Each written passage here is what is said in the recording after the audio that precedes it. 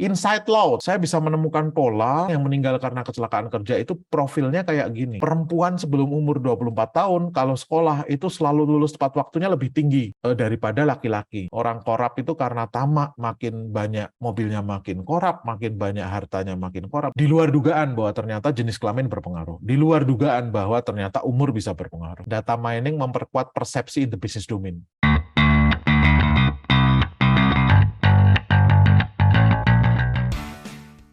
Tema bahasan hari ini itu tentang data mining, tapi sudah agak masuk ke dalam 9 hukum data mining yang dibuat oleh Tom Khabasa, ditulis dengan sangat indah, dan itu menjawab pertanyaan-pertanyaan berhubungan dengan masalah-masalah yang kemudian muncul di dunia data mining. Yang belum kenal saya, nama saya Romi, saya lahir 47 tahun yang lalu, SMA di Taruna Nusantara di Magelang, setelah itu ikut program beasiswa Pak Habibie, saya 10 tahun di Jepang, PhD saya di Software Engineering dan Machine Learning, makanya sekarang core bisnis di Brandmatics, akhirnya ngikut dengan core kompetensi saya, software engineering, data science, sama enterprise architecture. Project mulai banyak, saya spin off jadi brand dev. Brand dev itu core bisnisnya kita pengen bantu organisasi atau perusahaan menata kelola organisasinya. Konsepnya nanti ada integrated multidimensional untuk buat enterprise architecture. Dari AI ini lahir roadmap, develop software, misalkan pakai IDPM ini untuk project manajemennya, kemudian software engineering untuk application development-nya, kemudian bisnis proses di organisasi pengen kita simulasi, pengen kita otomasi. BPM, data itu ada dua, kalau tata kelola datanya pakai DMA ini, terus mining datanya pakai DMI. Mulai saya satukan keping-kepingnya, nah jadilah seperti ini. Kalau Brandmatics, itu kita pengen educating the enterprise, konsep atau visionnya. Kita siapkan training, pembelajarannya gayanya gaya akademi sama gaya sertifikasi. Jadi trainingnya untuk ujian sertifikasi itu berarti sertifikasi, tapi kalau untuk belajar knowledge-nya itu akademi ini. Nah, apa yang kita kejar? 7 tren profesi IT itu karirnya ada 7, ini nanti kita pilih kemana, di sana kita siapkan course-nya. Misalkan saya pengen jadi data scientist, saya pengen jadi mobile developer, atau pengen masuk ke software quality assurance, highlight-highlightnya saya masukkan ke YouTube saya, nanti bisa dilihat di sana. Sudah saya edit. Kalau pengen komprehensif, ikuti data science, itu berarti nanti playlistnya data science. Klik yang playlist data science, nanti runut di sana. Kita akan bahas hukum, tapi hukum itu sebenarnya ada di proses sama konsepnya. Hukum-hukum itu nanti ada di konsep sama proses ini. Bahwa data itu nggak ada manfaatnya kalau nggak kita ubah jadi pengetahuan. Pengetahuan itu nggak ada manfaatnya juga kalau nggak jadi kebijakan. Makanya transformasinya itu data, information, knowledge, sama wisdom. Ujungnya itu harus jadi kebijakan, yang kebijakan itu nanti ngikutin polanya. Langsung dibuatkan benar-benar kebijakan, dalam arti,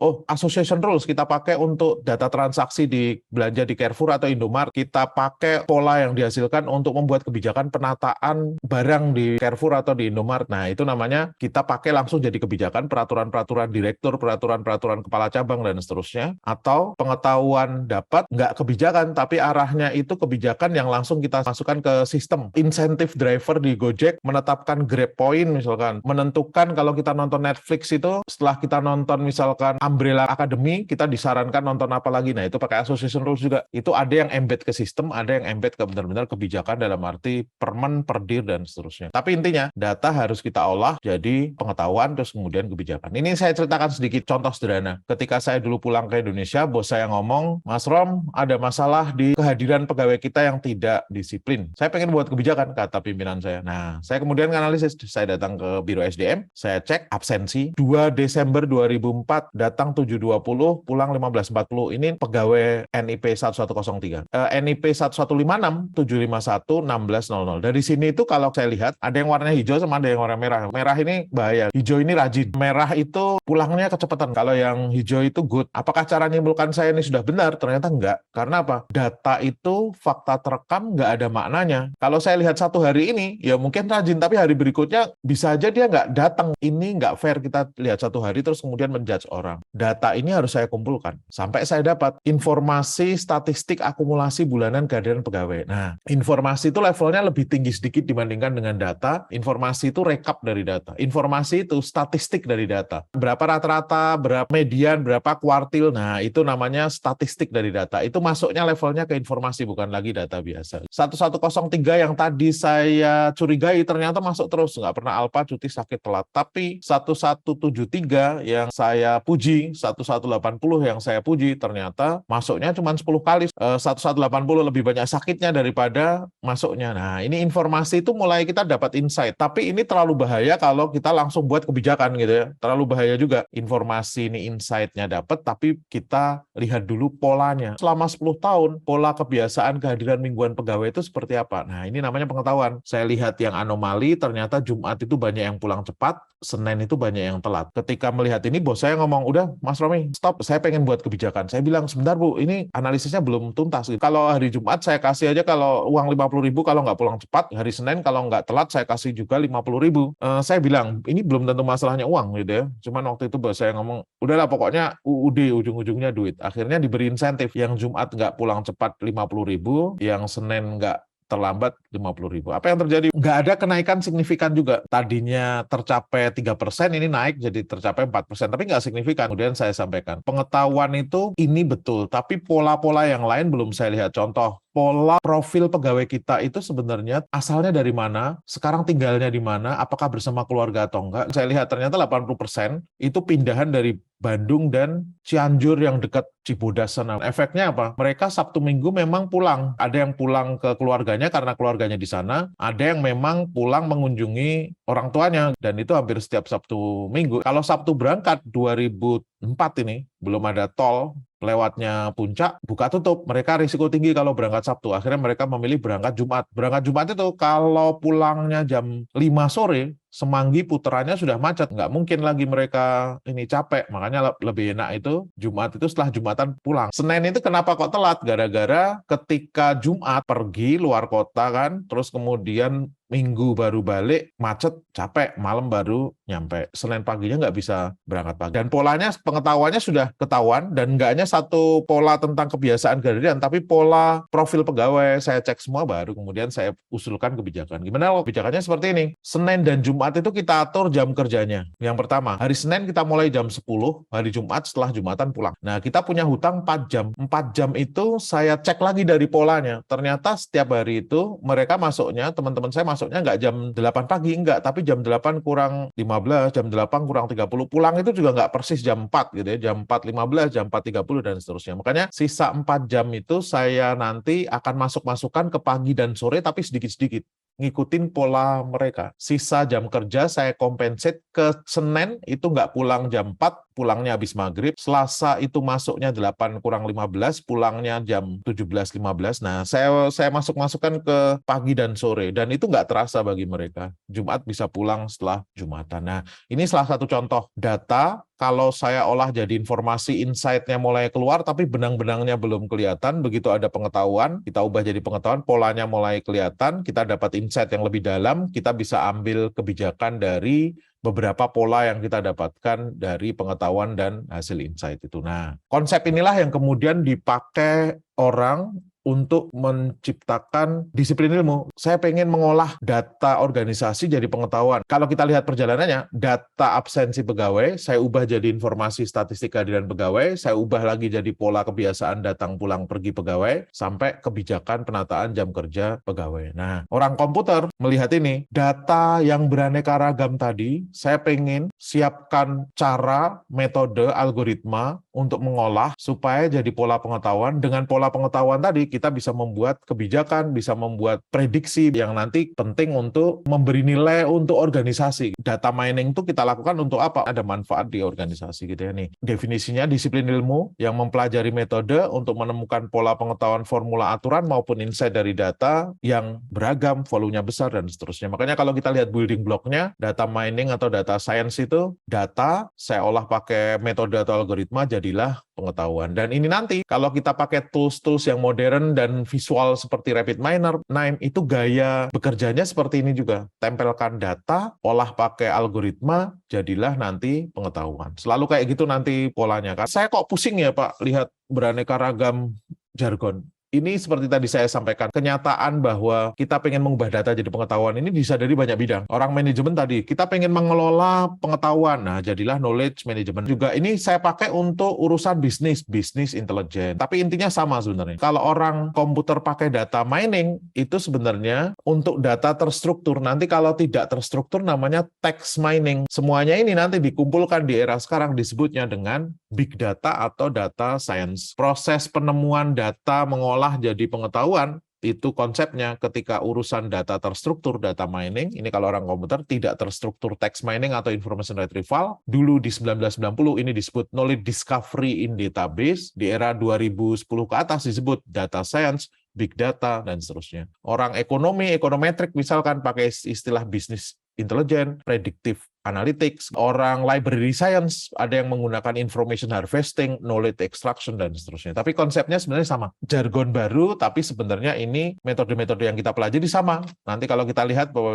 neural network yang tetap kita pakai sekarang, decision tree, algoritma itu kita pakai, padahal itu dibuat Quinlan tahun 1993, ya, pembagian perannya. Jadi, peran orang IT murni dalam arti DBA, database engineer atau data engineer itu ada di mana toh? Di urusan data source yang ada di bawah nih. Kalau data tidak terstruktur maksudnya dari file docx, RTF, status di Facebook, status di Twitter, itu kalau kita kumpulkan mereka tidak terstruktur namanya. Paper file, web dokumen tidak terstruktur, sampai kemudian datanya ada baris kolom, saya bisa masukkan ke Excel, saya bisa masukkan ke dalam database, itu berarti terstruktur sudah gitu. Nah, ini yang ngurusin nanti DBA atau DBE-nya, database engineer, which is orang computer science atau orang teknik informatika kalau di Indonesia. Data warehouse, jadi setelah datanya saya kumpulkan, saya buat cube-cube di data warehouse atau data mart atau whatever apapun, atau saya join table, datanya saya bersihkan, pre-processing, beberapa masih garapannya komputer murni. Nah, nanti data scientist-nya mulai, saya mengeksplorasi data, saya memining data gitu. Eksplorasi itu lihat statistik dari data, berarti levelnya informasi ya. Terus kemudian saya mining sampai jadi pengetahuan, masih data scientist. Kalau data scientist-nya orang pada bidangnya, misalkan kita pengen perusahaan multifinance atau kredit leasing itu pengen menjadikan kredit analisnya sebagai seorang data scientist, itu nggak apa-apa. Era 5 tahun terakhir ini bahkan yang belajar di Brandmatics bukan orang komputer lagi. FIF, Adira itu ngirim kredit analisnya. KPK itu ngirim penyidiknya untuk belajar data science. Nah, kita pengen jadikan mereka itu data scientist dalam arti nanti urusannya ke eksplorasi statistik, ke mining, sama ke data presentation yang menyajikan ke pimpinan. Kalau kita bukan bidangnya, kita butuh data analis. Tapi kalau kita bidangnya ya data scientist yang melakukan sampai kemudian masuk ke end user, pimpinan kita dia yang kemudian membuat kebijakan. Kebijakan ini sekali lagi bisa masuk ke sistem langsung, if then-nya, atau kita jadikan per dir, permen, dan seterusnya gitu ya. Intinya semakin ke atas potensial bisnis value-nya akan semakin gede. Nah, contoh gampangnya lihat nih. Kampus nih ketika kita ngurusi Ristek Dikti dulu, kampus seluruh Indonesia itu punya data seperti ini di sistem informasi akademiknya. Nomor induk mahasiswa, gender, nilai UN, asal sekolah, IP semester 1, IP semester 2, sampai dia lulus tepat waktu atau tidak. Ini kalau kita olah nanti, selama ini nggak pernah kita olah, jadi kalau kita ke kampus kita kembali untuk nyari transkrip nilai kita, lah itu baru data ini dikeluarkan. Ini data direkam, diubah, dihapus, tapi nggak pernah, paling ngolahnya statistik aja. Rata-rata IPK seluruh satu angkatan misalkan, nah itu statistik ya.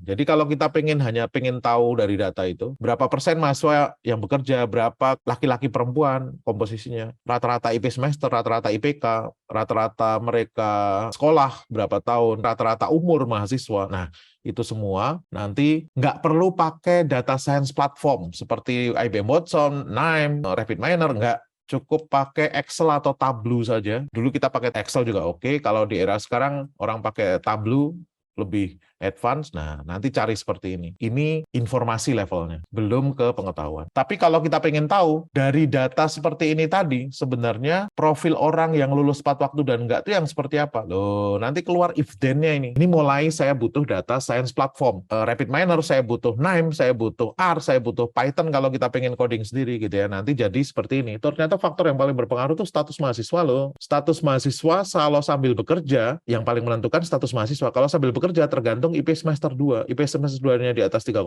pasti tepat waktu. Kalau kurang tergantung IP semester 4. IP semester 4-nya kurang dari 275 telat. Kalau di atas itu tergantung umur loh, gitu nanti. Umur di atas 31 untuk IP semester 4-nya di atas 275 telat. Tapi kalau di bawah 31 umurnya tergantung IP semester 3 loh. IP semester 3-nya kurang dari 2,5 telat. Kalau lebih tergantung umur lagi. Di atas 24 telat, di bawah 24 tergantung jenis kelamin. Jenis kelamin perempuan di bawah umur 24 tahun lebih lulus tepat waktunya lebih tinggi daripada laki-laki. Ini kayak gini ini nanti Bapak sekalian nyambung ke hukum data mining. Insight law namanya. Kita menemukan insight baru bahwa ternyata perempuan itu berpengaruh. Dan ada satu hukum lagi, data mining itu memperkuat persepsi kita, jadi membuat argumentatif. Kalau kita ngomong tanpa pola ini if then ya, pola if then ya. Terus kita ngomong, perempuan tuh kalau sekolah S1 umurnya belum 24, biasanya lulus tepat waktu tuh. Disangka nanti kita bias gender. Oh, yang ngomong soalnya perempuan. Tapi ketika ada pola algoritma hasil pola seperti ini, kita ngomongnya nggak lagi subjektif gitu ya, karena itu dari ribuan atau ratusan atau bahkan jutaan data. Data mining memperkuat persepsi kita terhadap bisnis domain. Pemilu, dulu kita pernah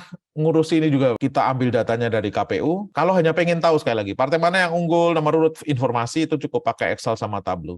Seperti ini, keluar visualisasinya juga bagus. Tapi kalau pengen tahu, kira-kira orang yang seperti ini itu jadi alek atau enggak? Kita pakai decision tree, kita tarik, ternyata kita tahu. Bahkan orang yang dapat 3.900 suara pun, kalau dapilnya masuk 5, dia nggak dapat gitu ya. If then-nya nanti keluar. PT Taspen nih unik nih Bapak Ibu. Ini baru 2 tahun lalu kita kerjakan. Mereka untuk menetapkan premi itu pengen tahu kira-kira ini orang meninggalnya karena apa?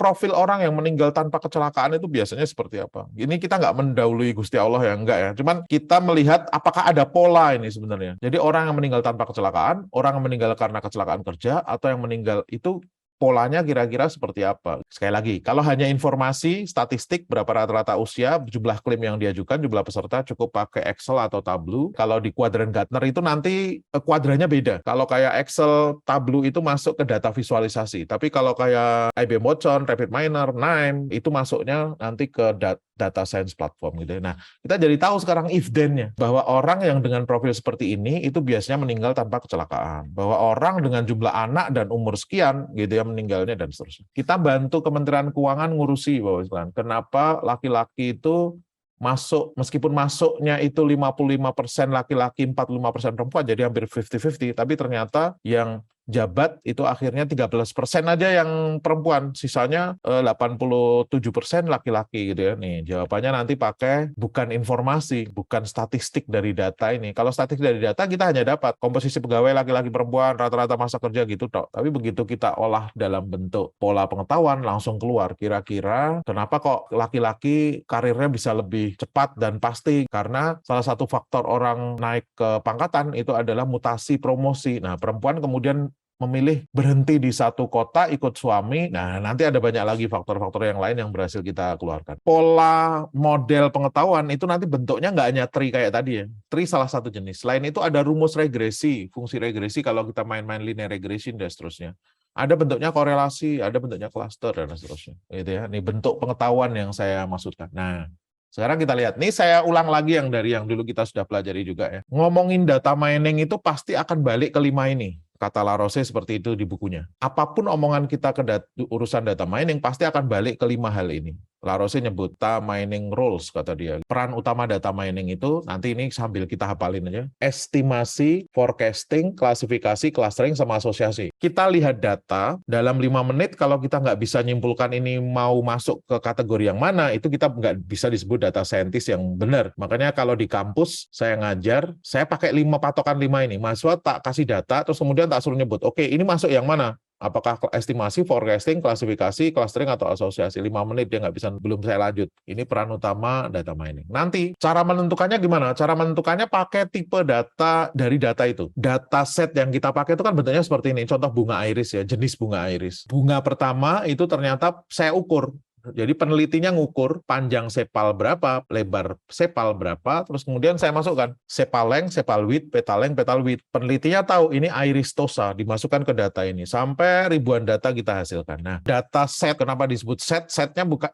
Setnya SET ya, himpunan ya, bukan SHEET, bukan set, tapi set. Set itu dari matematika diskrit, himpunan data. Data set itu komponennya ada atribut dan ada record. Atribut itu yang kolom ini, record ini yang baris. Record itu sering kita sebut di buku-buku. Data pertama, data kedua, objek pertama, objek kedua boleh. Sampel 1, sampel 2, atau tapel, atau data. Boleh manapun, biar nggak bingung saya kasih atau kayak gitu. Atribut itu kadang disebut feature, kadang disebut dimensi. Makanya kadang-kadang data-data berdimensi tinggi, ini jauh nggak usah bingung, maksudnya data-data berdimensi tinggi itu atributnya banyak. Atau ada lagi seleksi feature, jangan bingung, itu berarti menseleksi atribut. Nah, ada satu atribut yang kita jadikan alat untuk prediktornya, gitu ya, alat untuk memprediksinya, namanya kelas, label, atau target. Makanya ketika kita main-main dengan data mining nanti, begitu data kita masukkan, kita harus menetapkan mana yang kita jadikan labelnya. Karena kita akan membuat pola ini termasuk bunga yang mana, ini kita masukkan sebagai kelas, label, atau target. 5 hal ini nanti ditentukan dari jenis tipe datanya tadi. Satu data, atributnya numerik, kelasnya juga numerik. Tipe data itu ada 2, yang bisa ditambah kurang kali bagi, numerik, yang tidak bisa ditambah kurang kali bagi, nominal. Numerik itu contoh berat badan, tinggi badan. Nominal itu gender laki-laki dan perempuan, nama partai, nama orang, nomor induk, itu semuanya nanti nominal, tidak bisa ditambah kurang kali bagi. Saya lihat data, kapan ini saya estimasi? Ketika atributnya numerik, kelasnya numerik. Saya ngelihat data, atributnya numerik, kelasnya numerik, tapi ada time seriesnya. Contoh, harga saham, ada time seriesnya, tapi numerik, kelasnya numerik, atributnya numerik. Forecasting namanya. Sekali lagi,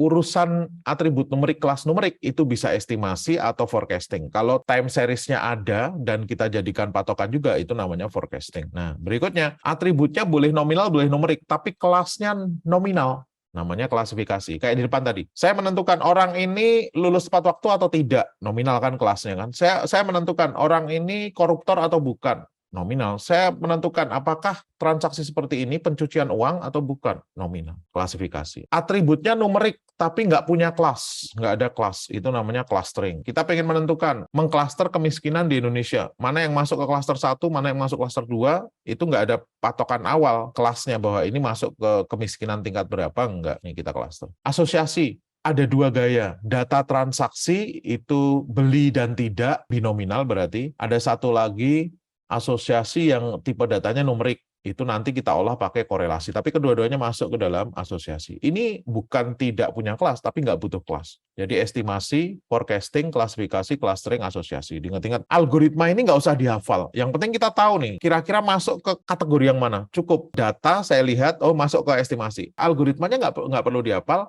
nanti lihat aja halaman 34 di PDF saya, nanti kira-kira yang biasa dipakai apa nanti ada di sana. Contoh, estimasi sama forecasting, algoritmanya sama, karena sama-sama ngurusi atribut yang numerik, kelasnya juga numerik. Itu bisa pakai linear regresi, support vector mesin. Algoritma data mining itu ada yang terpengaruh matematika statistik, linear regresi misalkan, ada yang terpengaruh artificial intelligence, satu bidang lagi. Kalau ini matematika, sub bidangnya statistik, kalau ini artificial intelligence, sub bidangnya namanya machine learning. Machine learning itu gayanya heuristik, bukan gaya statistik yang asumsi dari awal gitu ya, tapi di sini biasanya dimulai dari random. Neural network, deep learning itu heuristik, tapi linear regresi statistik. Nah, klasifikasi itu decision tree, k-nearest neighbor, nih lagi-lagi. Naive Bayes itu gaya statistik. Logistic regression itu gaya statistik gitu ya, klasifikasi. Clustering ada k-means, k-medoid, SOM. Sekali lagi, nggak usah dihafal. Nanti ketika kita pakai toolsnya, kita tinggal searching aja. Jadi contoh nih, saya pakai tools, Rapid Miner ini namanya. Sekali lagi, tools apapun nggak ada masalah. Saya masukkan data yang mahasiswa tadi, saya tarik ke sini.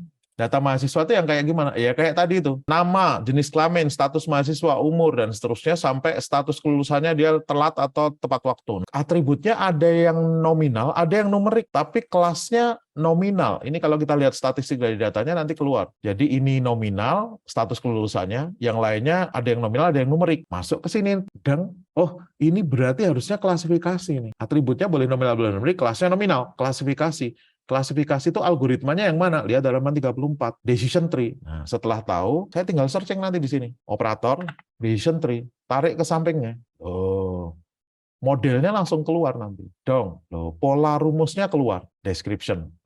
If then-nya kayak gini, kalau gambar dalam bentuk grafnya, tree-nya seperti ini. Kalau bidang kita non-computing, saya pengen jadi data scientist juga ini. Sebenarnya ada cara cepat.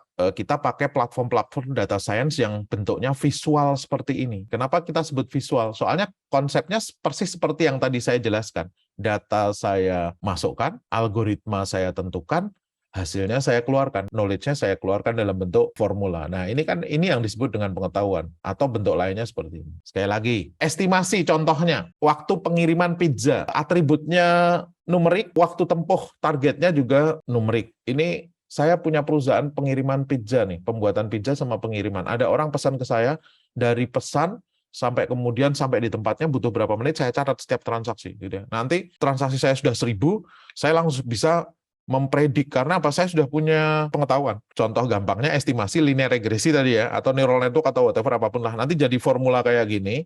Dengan formula ini, saya bisa memprediksi, saya bisa mengestimasi. Orang kalau pesan ke saya, jumlah pesanannya berapa, dengan atribut yang saya masukkan, nanti jarak rumahnya berapa, dan seterusnya, saya cemplungkan ke formulanya, langsung keluar. Sampai ke tempat Anda butuh 18 menit. Saya sudah ribuan transaksi, saya olah pakai algoritma estimasi jadi pengetahuan. Ini salah satu contohnya. Saya nguprak-nguprak CPU, setting CPU saya ubah-ubah, terus kemudian saya ukur performance-nya. Ini juga sama. Sampai kemudian ada ribuan eksperimen saya lakukan, nggak perlu lagi kita eksperimen, kalau pengen mempredik kira-kira kalau ini saya cemplungkan sekian, jadinya performance-nya berapa. Karena data ini, ribuan data ini, saya olah pakai algoritma estimasi, jadi formulanya yang saya pakai. Nih, formula ini namanya pengetahuan. Forecasting. Contohnya harga saham, atributnya numerik, kelasnya juga numerik atau labelnya numerik. Seperti ini, nanti kalau kita olah, contohnya pakai linear regresi juga bisa, neural network atau deep learning juga bisa. Deep learning, itu kalau di kayak rapid miner, hanya sebuah operator ya. Kalau saya punya data harga saham tadi di sini, saya olah pakai deep learning, ya langsung bisa. Harga saham saya letakkan di sini, saya olah pakai deep learning, ya langsung keluar ini formulanya nanti. Loh, gitu aja sebenarnya. Formulanya bentuknya rumus juga. Cuman rumus untuk kayak neural network sama deep learning itu lebih menyebalkan ya ngelihatnya. Karena apa? Dia rumusnya bertingkat gitu ya. Makanya kalau rapid miner menyediakan visualisasi dari formulanya dalam bentuk seperti ini. Tapi kalau kita plotting, dia akan keluar nanti hasilnya gitu. Bisa dipakai untuk apa aja kalau forecasting? Cuaca, kurs, terus kemudian inflasi, tingkat inflasi bisa kita predik dan seterusnya gitu ya. Nah, yang klasifikasi ya kayak kelulusan mahasiswa tadi, datanya saya olah pakai decision tree, bener ya tadi ya, persis seperti ini kan. Saya olah pakai decision tree, ini saya disable dulu. Nah, ini saya olah pakai decision tree, keluar pola yang seperti ini nanti gitu ya. Bisa dipakai untuk apa aja? Nah, di KPK, data pencegahan lewat gratifikasi dan LHKPN, data case management itu bisa kita pakai untuk misalkan, ini saya hampir udah 12 tahun kita bantu KPK ya misalnya, dari tata kelola data sampai kemudian kita sempat bikin data science kompetisi juga di sana. Kita bisa predik orang korupsi itu kira-kira profilnya yang seperti apa. Apakah harusnya masuk ke pencucian uang atau bukan gitu ya. Apakah ini akan kita lanjut kasusnya atau enggak. Setelah saya estimasi dengan jumlah atau waktu untuk prosesnya butuh 2 tahun lebih, ternyata paling orang dihukum hanya 5 bulan. Kita bisa mengestimasi. Gitu. Kalau saya hanya butuh sebaran rata-rata harta dari LHKPN, jumlah penyelenggara yang melaporkan itu aja, saya cukup pakai Excel atau Tableau. Tapi kalau saya pengen tahu profil koruptor itu yang kayak gimana, nah ternyata benar kata orang bijak, orang korup itu karena tamak. Lihat, orang alat transportasinya makin banyak, dia makin korup. Total hartanya makin banyak, dia makin korup. Kategori jabatannya dia makin punya kekuasaan, wali kota, bupati, termasuk penegakan hukum, polisi, hakim, jaksa, itu makin korup. Kementerian Luar Negeri, itu kita membuat profil juga TKI yang bermasalah itu yang seperti apa, yang umurnya berapa, laki-laki atau perempuan, asalnya dari mana, biasanya kerja di mana, dan itu contoh klasifikasi. Clustering, atributnya numerik tapi nggak punya kelas, nggak ada labelnya. Kita olah pakai halaman 34 tadi ya, K-means, K-medoid, nanti keluar pola seperti ini. Ini gampang kalau kita pakai tools seperti ini. Ini saya delete semuanya, lihat ya. Tadi bunga iris kan, nih sampelnya juga sudah ada kalau di Rapid Miner, bunga iris, saya olah pakai K-means, tulis saja K-means gini aja, larikan ke sini, nanti akan keluar visualisasi. Loh, kalau saya cluster jadi 5 ya langsung keluar 5 kayak gini. Kalau saya clusternya jadi 3, ya langsung keluar 3 dia cuman. Nih 3 seperti ini. Nih langsung kita bisa ketahuan gitu ya. Clustering.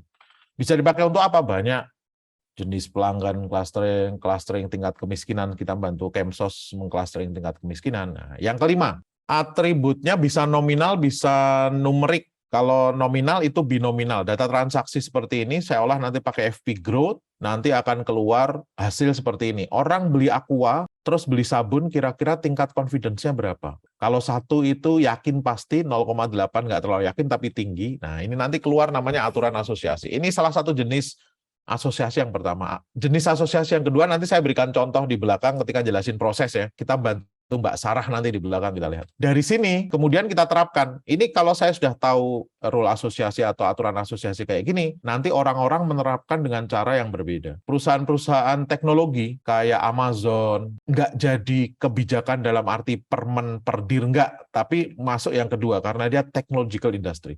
Tapi kalau ini kementerian, lembaga kayak KPK, itu nggak masuk ke sistem juga nggak apa-apa, karena dijadikan kebijakan peraturan proses penyadapan, peraturan proses penetapan tersangka. Nah, itu nanti non-technological industry namanya. Jadi, saya olah data jadi pola pengetahuan, polanya tadi saya cemplungkan ke dalam kebijakan organisasi. Yang ini nanti harus saya update, karena mengikuti hukum data mining, pola pengetahuan yang kita hasilkan itu subject to change. Jadi harus kita ubah, harus memang diubah secara terus-menerus. Jadi kementerian, lembaga, organisasi itu pakai gaya ini, tapi kalau kayak perusahaan-perusahaan industri, Amazon, Spotify, Netflix, itu pasti pola pengetahuannya dimasukkan ke sistem non-technological industry, data transaksi kayak gini, saya olah, keluar polanya saya cemplungkan ke Carrefour, Giant, itu dipakai untuk regulasi kebijakan penataan kategori produk barang misalkan ya. Tapi kalau nah ini contoh-contoh yang lain kan kayak gini. Ini hampir semuanya nanti Bapak sekalian bentuknya non-technological industry, bentuknya regulasi pasti. Tapi kalau technological industry membuat polanya saya cemplungkan ke sistem, nah sistemnya jadi kayak di Amazon atau di Netflix. Setelah saya nonton Lincoln Lawyer, Bapak sekalian, ternyata saya dikasih yang deket-deket, Animal Kingdom, dan seterusnya. Nanti kalau lihat saya masuk profil itu, saya tahu kalau saya salah. Jadi ketika saya masuk profil istri saya klik, saya pasti tahu salah. Karena apa? Isinya Korea-Korea semua. Saya jadi tahu, oh ini bukan profil saya nih. Sistem itu akhirnya jadi cerdas, tadinya hanya CRUD, Create, Read, Update, Delete Report, sistem informasi akademik, itu CRUD. Smart atau Intelligent Apps, itu kalau sudah sistem informasi akademik yang bisa memprediksi kelulusan mahasiswa. Nah, ini yang kita sebut Smart Apps, dan itulah makna dari revolusi industri keempat. Tenaga manusia jadi tenaga mesin uap, 1. Mesin uap, mesin elektronik, 2. Mesin elektronik jadi komputerisasi gitu ya, 3. Komputerisasi yang pakai database biasa CRUD jadi sistem cerdas yang basisnya data mining, data science, IoT, dan seterusnya masuk ke revolusi industri keempat. Itu yang pertama. Kedua, proses. Para ulama-ulama data mining kemudian berkumpul. Karena apa? Orang mengolah data dengan cara yang berbeda-beda. Gitu. Orang mengolah data dengan data mining, alurnya beda-beda. Ada yang mulai dari data kayak saya tadi. Ada yang mulai dari menemukan dulu masalah. Nah, akhirnya pada ngumpul, bikin satu standar yang namanya CRIPS-DM, Cross Industry Standard Process for Data Mining. Prosesnya cuma ada 6 ini. 1. Sebelum mulai segala sesuatu, pikirkan masalahnya apa, tujuannya mau ngapain, business understanding. Setelah itu, datanya saya kumpulkan, datanya saya pahami dulu. Collection of data, terus saya pahami data, ini data understanding. Datanya saya bersihkan, data preparation. Mulai saya modelkan, yang tadi saya lakukan itu saya memodelkan. Ini kayak gini nih, Bapak Ibu, saya mulai memodelkan. Nih, modelingnya sederhana kayak gini aja sebenarnya. Setelah saya modelingkan, saya evaluasi, terus kemudian saya deployment. Lihat contoh kasusnya. Kita akan bantu satu orang sales manager perusahaan penjualan minyak untuk pemanas di rumah di negara 4 musim itu kayak saya di Jepang, itu kita pakai stove yang di dalamnya ada minyak ya. Kita beli dari SPBU. Nah, si Sarah ini menjual minyak itu gitu ya. Dia regional sales manajernya gitu. Nah, dia itu barusan dimarahin sama bosnya karena apa? Performance marketingnya buruk dan turun terus, tapi marketing spendingnya naik terus. Iklan di mana-mana gitu ya, naik terus, tapi performansnya nggak dapat penjualannya nggak masuk. Nah, si Sarah ini jadi kepikiran, saya kok pengen tahu ya, data kita sudah ada jutaan data pelanggan kita, dia pengen tahu kira-kira orang beli minyak itu karena faktor apa. Di sana kan sudah kelihatan datanya, orang beli minyak berapa, asalnya dari mana, dia alamatnya mana, dan seterusnya. Nah, paling dia tinggal lengkapi beberapa data aja nanti gitu ya. Nah, lihat tujuannya warnanya hijau. Saya pengen tahu hubungan orang beli minyak itu karena faktor apa. Ini nanti kalau di data mining masuknya ke asosiasi tadi. Datanya saya pahami, saya minta ke orang IT. Jadi si Sarah ini marketing, database-nya ada di orang IT. Dia minta ke orang IT dan minta kalau ada data yang bisa di-join dari berbagai table. Makanya biasanya Bapak sekalian data mining itu tidak berangkat dari satu table, enggak, tapi dari bertable-table, di-join atau disiapkan data mart atau data cube di data warehouse yang bisa kita langsung tarik. Nah, di sana dia tahu bahwa ternyata saya dapat 6 nih yang saya kumpulkan, menjoin beberapa table tadi, bahwa data pembeli per rumah, karena yang beli kan rumahan ya. Satu rumah itu ternyata insulasinya berapa levelnya, dari nilainya 1 sampai nilai 10, temperaturnya pakai Fahrenheit, jumlah konsumsi minyaknya dia berapa, jumlah penghuni rumahnya, rata-rata umur penghuni rumahnya berapa, sama ukuran rumah. Ini 1 sampai 8 dia pakai skala. Ini mungkin standar di Amerika atau Amerika Utara pakai standar. Ini ya untuk home size sama insulasi. Insulasi itu ketebalan insulasi ya. Data understanding namanya. Saya pahami datanya, saya kumpulkan, saya join table dan seterusnya. Kemudian saya bersihkan datanya. Kalau pakai RapidMiner, lihat aja statistik nanti keluar. Kalau ada data yang missing, dia akan keluar di sini. Missing value-nya berapa. Kalau ada data yang aneh, kita langsung bisa tahu. Min sama max sama rata-ratanya nggak imbang ini. Atau datanya aneh. Saya punya data yang semrawut seperti ini. Ada yang harusnya yes no tapi nggak diisi, itu tanda tanya. Ada yang diisi 765. Ini berarti kan salah ngisi dia. Ada yang tanda tanya nggak ngisi, 765 salah ngisi. Ini kalau kita lihat statistik nanti keluar di sini. Missingnya ada berapa, dan di sini jadi aneh-aneh kalau kita lihat. Harusnya yes no tapi ada yang ngisi 99. Harusnya yes no ini. Jadi data nanti bisa aneh-aneh tapi bisa kita langsung lihat kondisinya gitu ya. Nah, kemudian saya modelkan. Ini sudah saya bersihkan datanya sampai no missing value. Konsisten datanya juga sudah nggak ada. Saya modelingnya cuma kayak gini aja, menghasilkan matriks korelasi. Ingat, ini datanya data numerik ya, kalau kita lihat ya, ini datanya data numerik kan, dan tanpa label ya. Jadi kita bisa asosiasi pakai correlation matrix, kita langsung tahu kira-kira hubungan ke heating oil itu konsumsi minyaknya, itu yang mana yang paling berpengaruh. Saya evaluasi. Ternyata faktor yang paling berpengaruh itu average age, insulasi, temperatur. Jumlah penghuni rumah tidak berpengaruh signifikan, home size juga kecil. Tapi ada hubungan positif gitu ya, tapi kecil. Kalau ini benar-benar kecil banget gitu ya. Nah, dari sini mulai saya evaluasi itu nganalisis. Hubungan ini tuh sebenarnya kalau kita ngelihat ini dihitungnya pakai koefisien korelasi ya. Jadi kalau 0,4 sampai 0,6 itu korelasinya ada tapi kecil, 0,6 sampai 0,8 strong, 0,81 very strong. Jadi di sini banyak yang strong dan ada yang very strong. Dan ada yang positif, ada yang negatif. Positif itu maksudnya gimana? Rata-rata umurnya semakin tinggi, semakin butuh konsumsi minyaknya semakin tinggi. Nah, ini positif. Rata-rata kebutuhan minyaknya tinggi ketika temperaturnya dia rendah. Tapi temperatur tinggi, butuh minyaknya, semakin nggak butuh minyak. Nah, itu namanya negatif. Ini negatif, jadi positif dan negatif. Nah, dari sana saya analisis faktor yang paling berpengaruh average age, faktor kedua temperatur tapi negatif, insulasi positif. Mulai saya buatkan visualisasinya. Dan ada faktor yang nggak berpengaruh ya, jumlah penghuni nggak berpengaruh, home size juga nggak berpengaruh.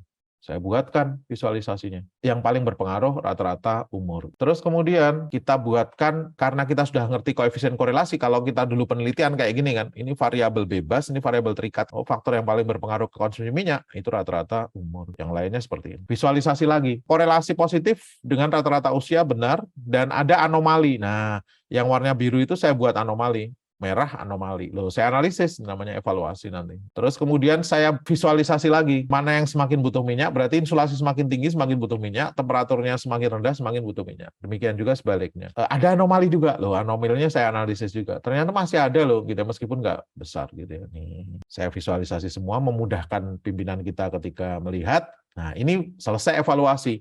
Saya masuk ke deployment. Deployment itu, yuk kita implement. Nah, implement ke organisasi ya, bukan deployment dalam arti orang komputer. Jumlah penghuni rumahnya nggak berpengaruh, kita buang aja yuk. Home size juga nggak berpengaruh, kita buang yuk. Lah, terus kita masukkan faktor yang lain, tambahkan faktor yang lain.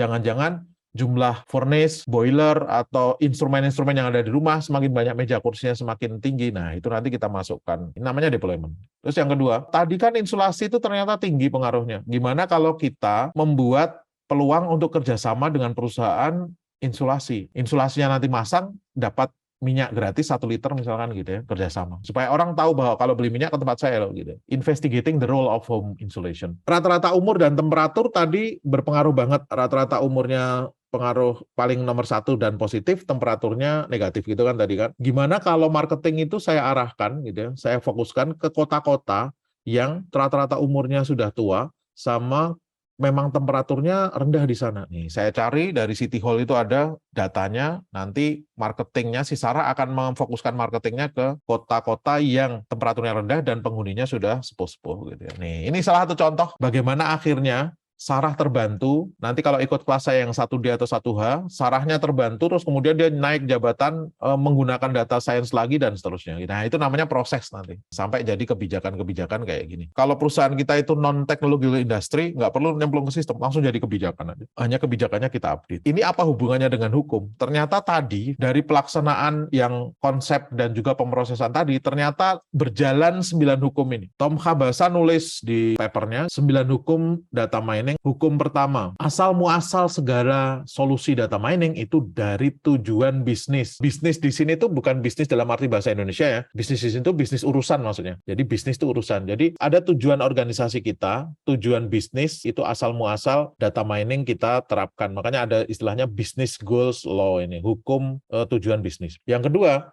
di setiap proses itu butuh business knowledge gitu ya. Makanya lebih mudah mendidik data science itu dari orang yang ngurusi data, bukan IT-nya. Karena IT itu bisa nyimpen data, tapi nggak paham konteks dari data. Tapi kalau orang kredit analis, itu paham datanya karena dia yang ngumpulkan. Makanya lebih mudah didik data scientist itu dari knowledge domainnya daripada bahkan orang IT. Data pre-processing atau data preparation, itu ternyata makan energi yang jauh lebih tinggi dibandingkan yang lain. Di dunia data science nggak ada makan siang gratis. Kalau saya ngoprek-ngoprek, saya pengen akurasinya naik, ya otomatis waktunya akan jadi lama. Selalu ada pola, nanti kita lihat ya. Data mining memperkuat persepsi kita di bisnis domain. Tadi sudah saya sebut. Kita tadinya nggak tahu bahwa gender itu signifikan berpengaruh di orang lulus tepat waktu dan tidak. Khusus untuk orang yang umurnya di bawah 24 tahun. Prediction law, ini maksudnya algoritma itu ngukur dengan model nanti penghitungan. Dan penghitungan itu ke kecenderungan. Secara statistik atau secara heuristik kecenderungan. Nanti ketika kita memprediksi sebuah data baru, itu juga scoring modelnya. Ini tuh sebenarnya masuk kecenderungannya ke yang positif atau negatif gitu ya. Ini makanya istilahnya itu prediction law. Makanya nggak ada yang 100% akurat. Orang banyak nyangka bahwa nilai dari data mining atau data science itu akurasinya semakin tinggi. Bukan. Insight yang kita dapatkan, nilai manfaat untuk pergerakan organisasi itu yang kita kejar. Semua pola yang kita hasilkan nanti harus kita ubah secara kontinu. All pattern are subject to change. Jadi pola-pola pengetahuan itu subjek ke perubahan. Jadi setiap minggu harus Amazon merubah setiap minggu sekali, misalkan Gojek mengubah setiap 2 minggu sekali, itu karena memang pola-polanya akan berubah. Nah, saya jelaskan satu persatu. Data mining ini sebenarnya apapun teknologi yang kita pakai, orang IT, orang komputer datang membuatkan aplikasi, membuatkan apapun, itu ada tujuan yang kita kejar, tujuannya bukan tujuan orang IT, tapi tujuannya tujuan bisnis. Orang IT sering agak jumawa ya nyebut bahwa IT itu di era sekarang kan kita sebagai driver, kita yang menentukan masa depan. Karena mobil ini mau saya sopir kemana, itu tergantung saya. Makanya IT jadi penting. Orang-orang non-IT belajar IT aja. Tapi orang IT itu kelupaan kadang-kadang bahwa driver itu nggak diterjemahkan pakai bahasa Indonesia. Artinya sopir gitu kan. Jadi, you are driver, but not owner. Owner bisnisnya tetap yang numpang gitu, atau yang punya mobil gitu ya. Yang dia yang berhak menentukan ini mau kemana. Sopir ya tetap sopir. Nah, teknologi itu kita buat tujuannya karena ada tujuan bisnis, tujuan organisasi yang kita kejar. Ini konsep yang kadang sering kita lupakan. Business objective are the origin of every data mining solution. Makanya kenapa pada saat kita pakai Krips DM tadi, pertama itu bukan data understanding, bukan, tapi business understanding. Setelah business understanding, baru datanya saya pahami, datanya saya bersihkan, saya modelingkan, saya evaluasi hasilnya, terus saya deploy. Selalu ada tujuan bisnisnya. Saya pengen melihat kira-kira orang beli minyak karena faktor apa. Loh, nanti seperti ini. Yang kedua, business knowledge is central to every step of data mining process. Sekarang kita lihat proses Krips DM-nya. Nanti bentuknya seperti ini. Business understanding pasti butuh pemahaman bisnis, pemahaman urusannya. Data understanding masih, data preparation apalagi gitu ya. Jadi ketika saya berikan data tentang kredit macet, terus kemudian ada nama, BI checking, terus kemudian ada JKW, itu orang-orang non-IT, kredit analisnya langsung paham, oh ya Pak, ini data saya nih. Tapi orang IT jelasnya susah gitu. BI checking apaan ya Pak ya? JKW, ini Jokowi ya Pak ya? Padahal jangka waktu gitu kan. Nih, nanti seperti itu. Data understanding, data preparation butuh business knowledge. Modeling itu paling enggak, seperti tadi saya sampaikan, asal tahu 5 peran, data itu saya masukkan kemana, urusannya sudah beres gitu ya. Karena dunia data science pasti masuknya ke 5 peran ini. Nggak perlu hafalin algoritmanya lihat halaman 34 tadi aja langsung. Asal tahu tipe datanya apa, kelasnya tipe datanya apa, atributnya tipe datanya apa, langsung kita tahu. Modelingnya butuh orang IT. Cuman sebenarnya kalau kita paham 5 peran data mining, bahkan nggak butuh orang IT lagi. Terus kemudian hasilnya kita evaluasi. Evaluasi butuh business knowledge. Saya terapkan butuh business knowledge. Makanya ini inti dari kenapa jadi hukum business knowledge law. Business knowledge is central to every step of data mining process. Bersihin data itu makan energi 50% lebih loh. Ini agak ngeri nih. Jadi ceritanya ketika kita itu, ini data preparation di tahap kedua ya, di tahap ketiga ya. Business understanding, data preparation. Data preparation itu task-nya ada banyak. Kalau kita lihat dari bukunya Hansen Camber, dari bukunya Agarwal, itu paling nggak 4 ini. Bersihin data dari yang missing value tadi sudah saya contohkan. Jadi data yang tadi itu nanti seperti ini. Ini kalau kita lihat tadi, loh nih. Ini missing value-nya harus saya bersihkan dulu. Nanti saya pakai replace missing value. Nih keluar, saya letakkan di sini. Nih. Saya cek lagi. Oh, sudah hilang nih. Yang tadinya ori ya. Tadinya segini banyak, nih sekarang sudah jadi hilang statistik. Nih, hilang udah bersih data yang baru. Nih, orinya saya buang. Nih ya. Ini berarti saya sudah bersihkan ini. Tapi belum selesai. Saya harus ngerubah ini yang 10, 765, 9. Nah, itu saya harus ngerubah juga ini. Ini nanti pakai apa? Ini juga ini Facebook, other sosial, ada yang nulis Facebook, FB dan seterusnya. Ini harus saya ubah semua. Proses itu yang hilang missing value, yang nggak konsisten tadi noisy. Ada juga yang outlier. Noisy sama inconsistent ini sama ya sebenarnya. Nah, setelah itu nanti datanya clear, sudah selesai, itu datanya mulai saya reduction, khususnya dimension reduction. Kalau pengurangan data tadi sudah, yang missing value saya buang, itu masuk ke pengurangan data. Data reduction itu ada 2, datanya saya kurangi, atributnya saya kurangi. Dimension reduction namanya. Dimension reduction itu nanti caranya ada ekstraksi, ada seleksi. Seleksi itu ada yang filter, ada yang wrapper, ada yang bleed, prosesnya lama. Ini belum kita ngurusi data transformasi. Yang tadinya numerik pengen saya jadikan discrete atau nominal gitu ya. Yang tadinya nominal saya pengen jadikan numerik, integration, saya join, saya buat cube. Nah, data preparation itu makan energi jauh lebih banyak daripada proses yang lain. Jadi kalau data saya tadi kayak gini, ada banyak missing value seperti ini. Missing value, ada yang inconsistent, outlier ini nanti datanya saya tarik, replace missing value, yang kayak gini saya replace loh gitu kan. 2 ya, replace missing value dulu. Setelah itu saya replace yang warna hijau itu gitu kan.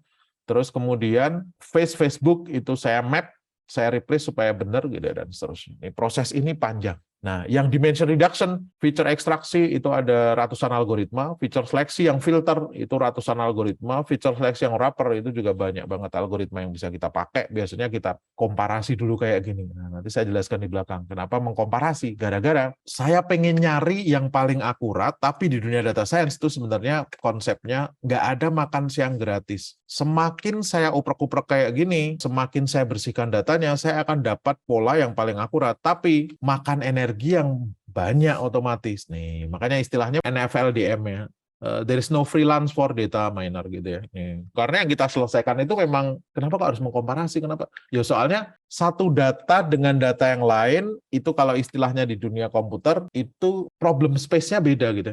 Dunia kedokteran dengan dunia pembelajaran di sekolah itu problem space-nya beda. Dunia kedokteran tadi dengan dunia bisnis marketing itu urusannya berbeda juga. Data-datanya juga. Data science itu kita pakai di Brandnetics ya untuk penetapan cluster, kelas, dan seterusnya. Ada banyak nanti. Watkins Law, ini menarik. David Watkins yang mengatakan, selalu ada pola dia ngomong. Kadang ada mahasiswa ketika bimbingan curhat, Pak ini kok saya sudah datanya padahal ribuan loh Pak, saya keluarkan nggak ada pola Pak, ini nggak ada apa-apa ini di sini gitu. Nah, there are always pattern kata dia gitu.